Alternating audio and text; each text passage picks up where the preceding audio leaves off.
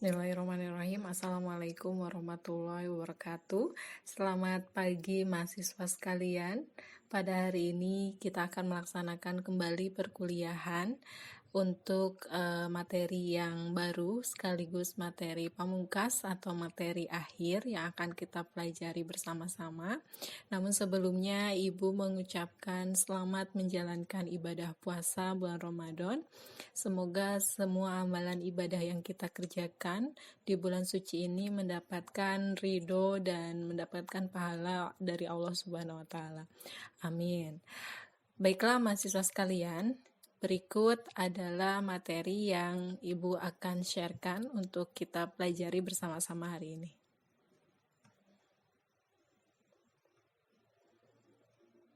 Baik. Sudah terlihat? Oke. Ini adalah materi kita. Bisa dilihat materinya analisis varians atau analisis keragaman satu arah atau one way ANOVA. Nah, one way ANOVA ini dia memiliki fungsi uji atau fungsi tujuan pengujiannya itu yaitu agar kita mengetahui perbedaan antara 3 kelompok perlakuan atau lebih, ya, di mana diasumsikan data-data yang akan kita lakukan one way ANOVA ini, yang pertama merupakan data berskala minimal interval. Kemudian dia datanya berdistribusi normal. Masih ingat ya yang chi-square test untuk mengetahui apakah dia berdistribusi normal atau tidak. Kalau kalian masih ingat atau tidak atau lupa, silahkan dibuka kembali nanti setelah perkuliahan ini. Bagaimana data yang berdistribusi normal tersebut. Kemudian varians atau keragaman datanya dia homogen. Ya. Itu asumsi ketika kita akan melakukan analisis varian satu arah ini. Nah, di sini kita harus ada hipotesis, ya. Hipotesisnya tersusun atas H0, ya, di mana H0 ini dalam hipotesis statistiknya bisa berupa seperti ini, ya, H0, mu1 itu sama dengan mu2, sama dengan mu3, dan seterusnya. Ya, berarti perlakuan 1, 2, dan 3 itu sama saja, atau tidak ada pengaruh sama sekali. Kemudian, ada hipotesis alternatif, atau kita sebut H1 atau HA, ya. Ini disebutkan minimal dia ada satu pasang yang berbeda. Sampai sini bisa dicerna. Kita akan lanjutkan. Nah, jika H0 ditolak, ya, jika H0 ditolak berarti harus dicarikan pasangan mana yang berbeda. Bagaimana cara mencarinya? Dengan menggunakan uji perbandingan berganda. Ya, statistiknya kita bisa menggunakan dengan nilai F atau F hitung.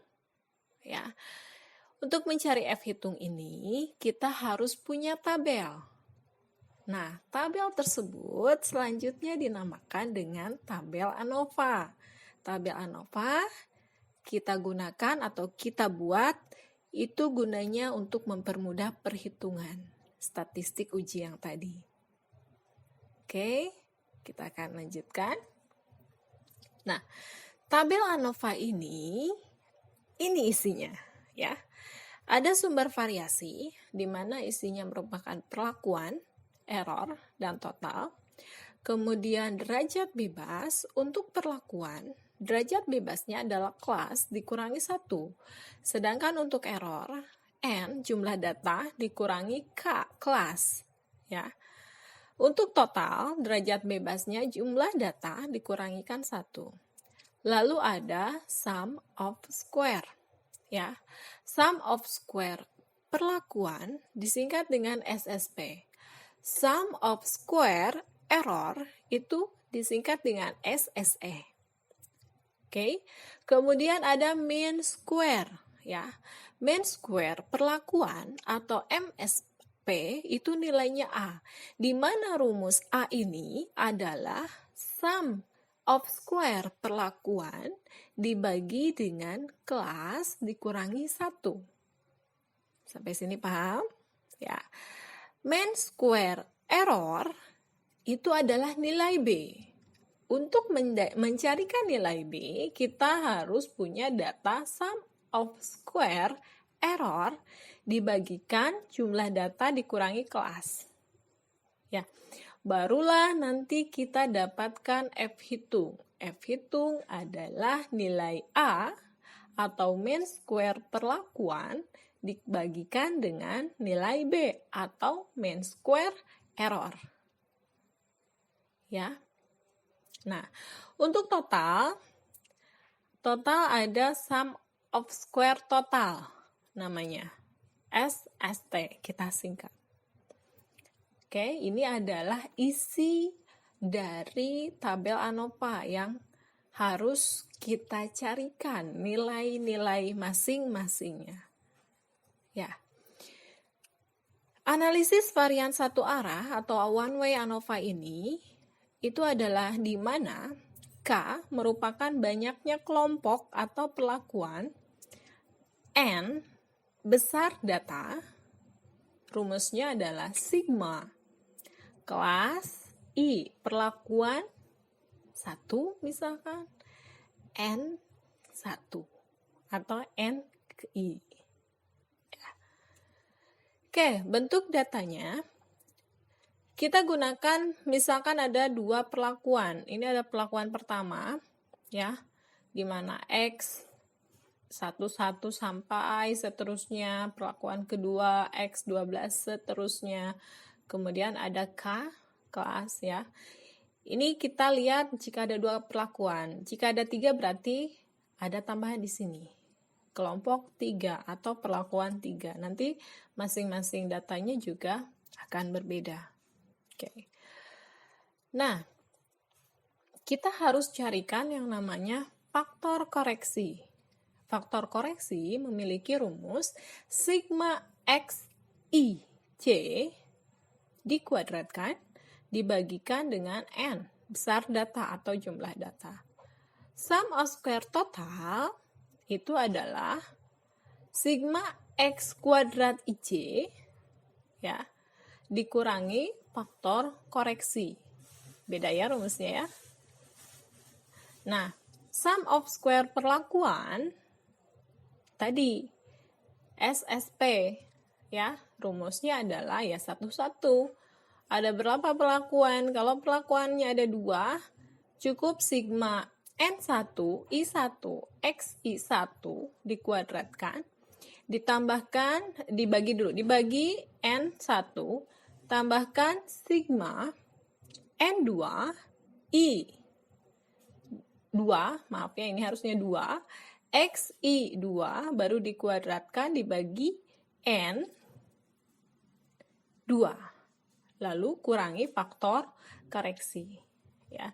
Jika datanya ada 3 berarti atau ada kelompok perlakuan ketiga berarti tambahkan yang ketiga baru dikurangi faktor koreksi. Itu untuk sum of square perlakuan. Selanjutnya adalah sum of square error. Ya.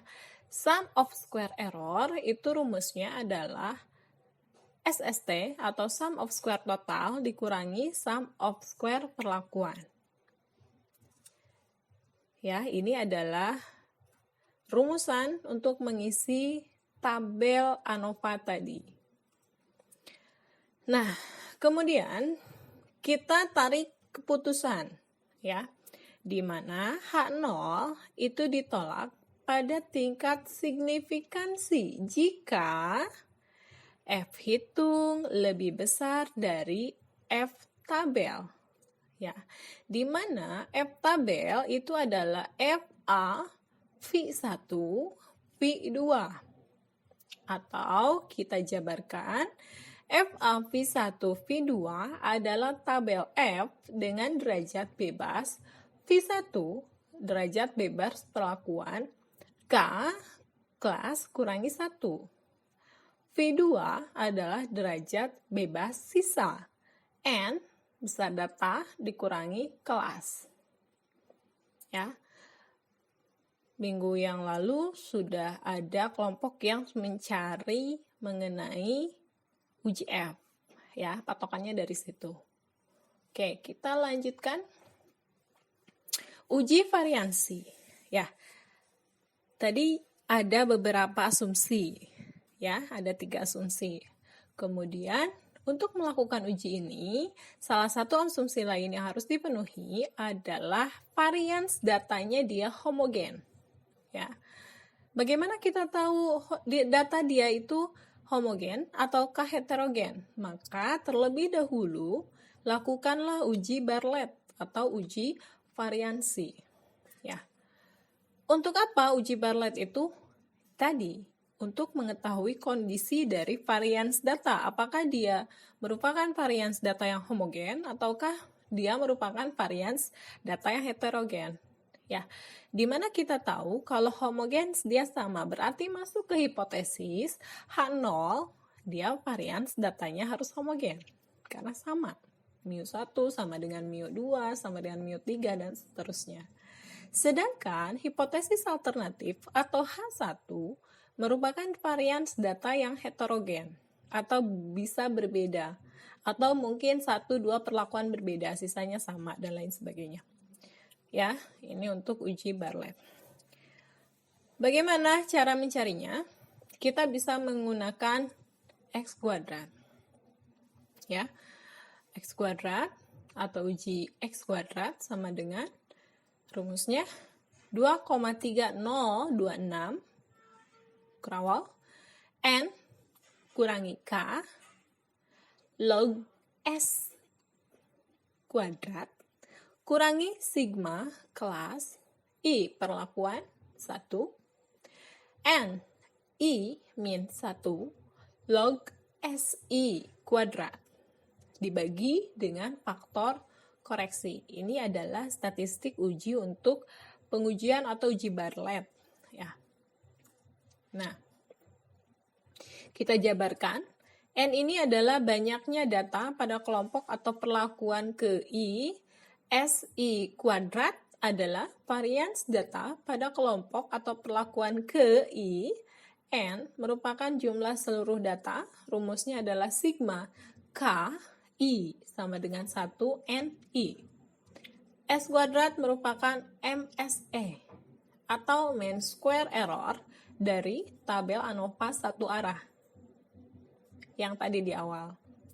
Kemudian faktor koreksi, rumusnya adalah 1 plus 1/3 kali K kelas kurangi 1 kali sigma 1/N1 dikurangi 1 kurangi 1/N kurangi K atau besar data kurangi kelas. Ya. Oke, sampai sini kita lanjutkan lagi. Nah, bagaimana cara pengambilan keputusan? Ya tadi, X kuadrat atau kita lebih kenal dengan chi-square atau chi-square test.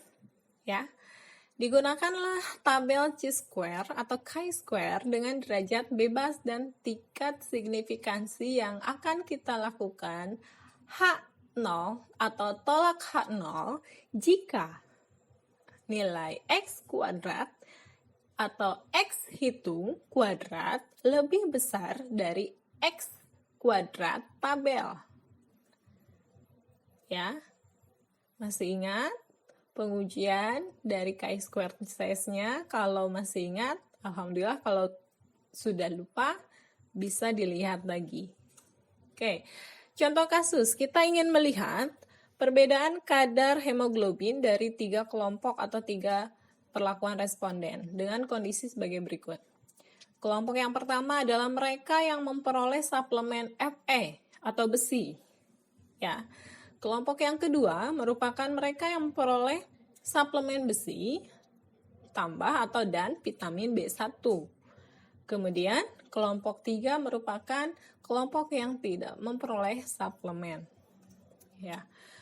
Kita ukur kadar Hb-nya, dapatlah data sebagai berikut. Ini data kadar Hb untuk kelompok 1, ini data untuk Hb kelompok 2, dan ini data Hb dari kelompok 3. Ya. Yang ditanyakannya, dengan asumsi data tersebut berdistribusi normal, apakah ada perbedaan kadar hemoglobin antara ketiga kelompok? Ya, gunakan alfa 5%.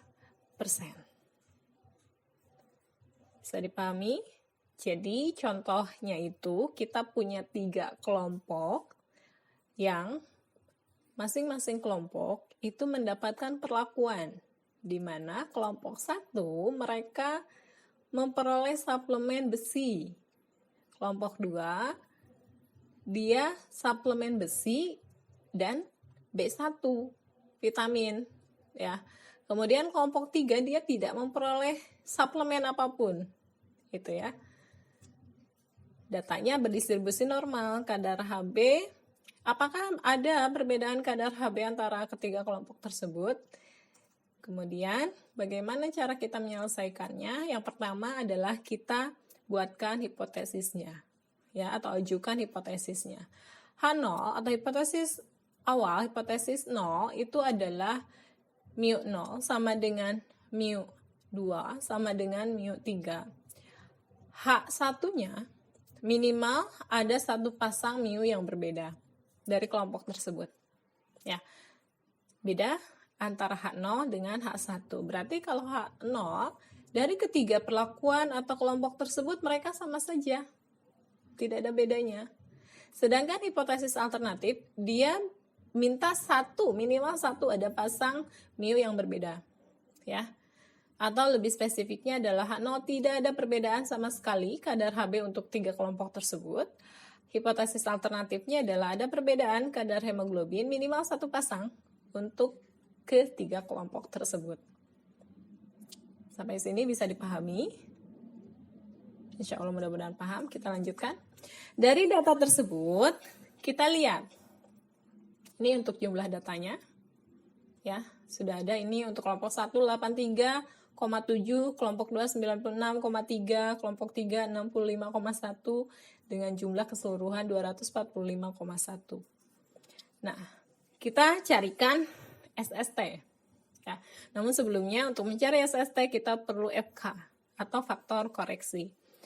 Buatkan nilai faktor koreksinya, di mana sigma XI keseluruhan dikuadratkan dibagikan jumlah data. Kita hitung ya, jumlah data keseluruhan itu ternyata ada 21. Nilai X I keseluruhan adalah 245,1, lalu kita kuadratkan, bagikan dengan jumlah data. Oke, hasilnya adalah 2860,667.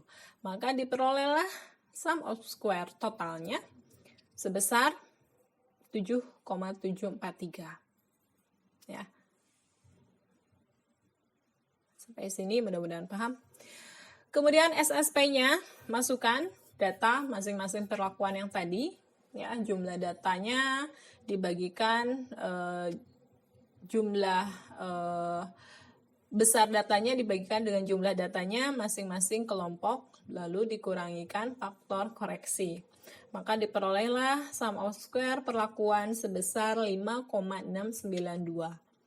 Kemudian kita carikan untuk sum of square error, di mana rumusnya adalah sum of square total dikurangikan sum of square perlakuan.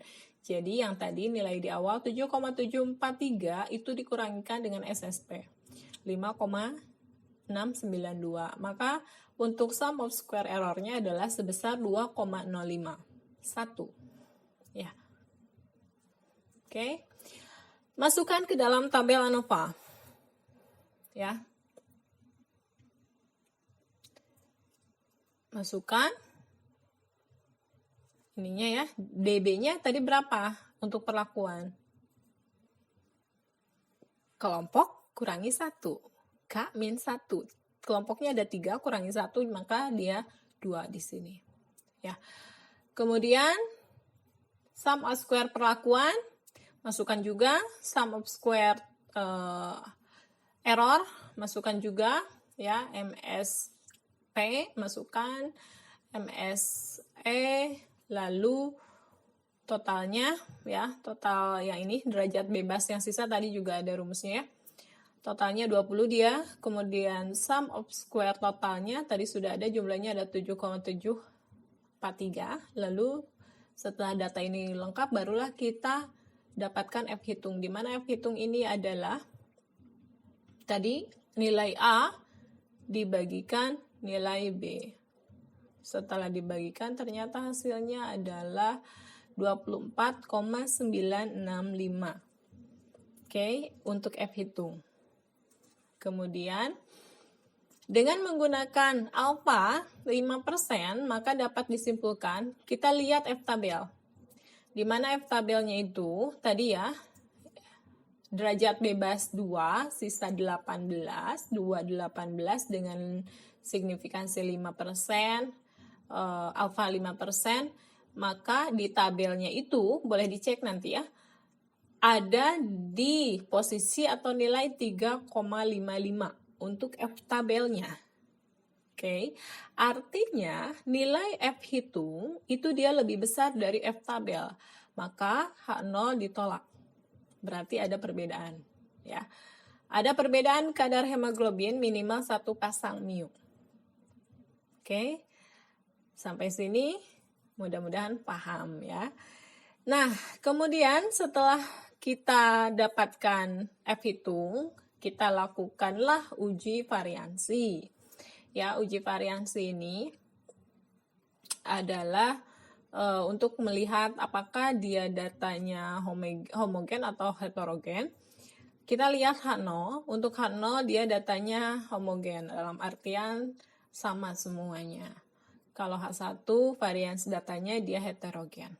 Ya, ini ada masing-masing kelompok, ada 3 kelompok ya.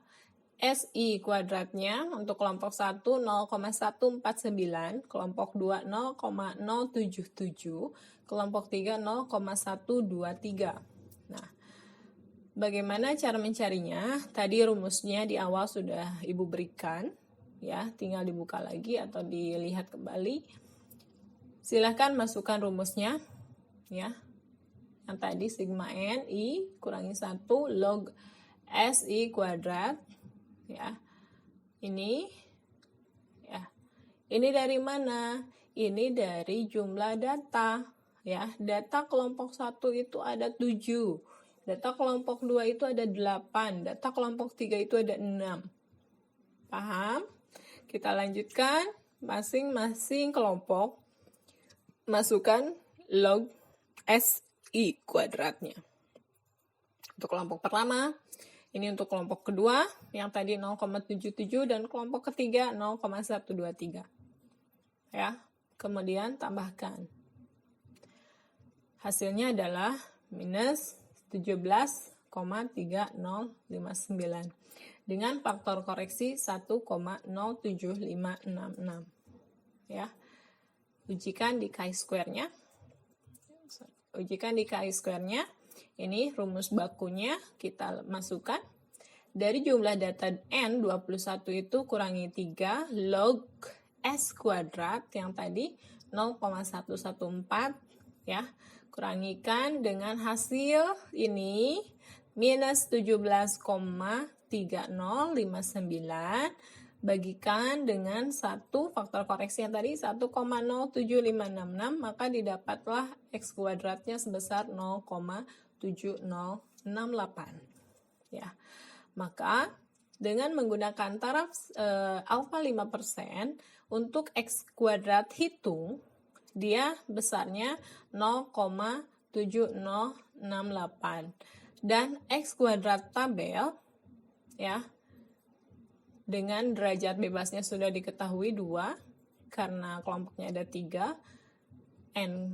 K dikurangi 1 berarti ada 2, posisinya dilihat di tabel chi-square-nya atau tabel C kuadratnya, hasilnya adalah 5,99.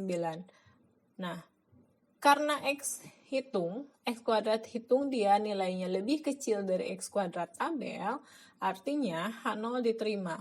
Berarti memang varians data itu homogen. Ya, sampai sini paham? Oke. Sekarang ada latihan soal, ya, bisa dilihat soalnya kebetulan soalnya berhubung dengan pertanian, ya, alhamdulillahnya. Diketahui ada 3 kelompok tanaman yang diberikan perlakuan dengan pupuk. Kelompok pertama itu diberikan pupuk nitrogen, kelompok kedua diberikan pupuk nitrogen dan fosfor, kemudian kelompok 3 itu tidak diberikan pupuk sama sekali. Ya, asumsi datanya sama, ya, berdistribusi normal. Pertanyaannya adalah, apakah ada perbedaan tinggi tanaman antara ketiga kelompok tersebut? Gunakan alfa sama dengan 5%. Ya. Nah, ini data untuk kelompok tinggi tanaman tersebut. Ya, kelompok 1, ini untuk kelompok 2, ini untuk kelompok 3. Oke, sampai sini. Mudah-mudahan paham. Tahapan penyelesaiannya sama seperti tadi yang sudah Ibu jelaskan dari awal sampai akhir. Kalian carikan faktor koreksinya, kemudian carikan SST-nya, sum of square total, sum of square perlakuan, sum of square error. Ya, silahkan soalnya dikerjakan, kemudian ini tugas individu, ya, bukan tugas kelompok. Kalau sudah, silahkan kirim ke email Ibu, ya, seperti biasa, atau jika emailnya bermasalah boleh kirim via WhatsApp di nomor Ibu. Dan ini adalah materi kita untuk hari ini. Mudah-mudahan bisa kalian cerna, mudah-mudahan bisa kalian aplikasikan selanjutnya, ya, terutama untuk nanti ke depan kalian akan menyusun skripsi. Dan Ibu mengucapkan terima kasih untuk perkuliahan yang sudah kita lakukan selama ini. Ibu mohon maaf jika masih banyak kekurangan, ya. Ibu masih banyak sekali kekurangan selama perkuliahan via daring ini. Mudah-mudahan yang baiknya yang bisa dicontoh oleh kalian, yang jeleknya, yang kurangnya jangan diikuti. Ya, terima kasih. Selamat berpuasa. Ibu juga minta maaf karena sebentar lagi kita akan merayakan Idul Fitri. Ya, selamat berlebaran. Mohon maaf lahir batin, ya. Sampai jumpa di waktu yang mudah-mudahan segera, ya. Mudah-mudahan segera untuk pandemi ini berakhir, kita bisa bertatap muka kembali. Ibu mengucapkan terima kasih. Wassalamualaikum warahmatullahi wabarakatuh. Sukses untuk kalian semua.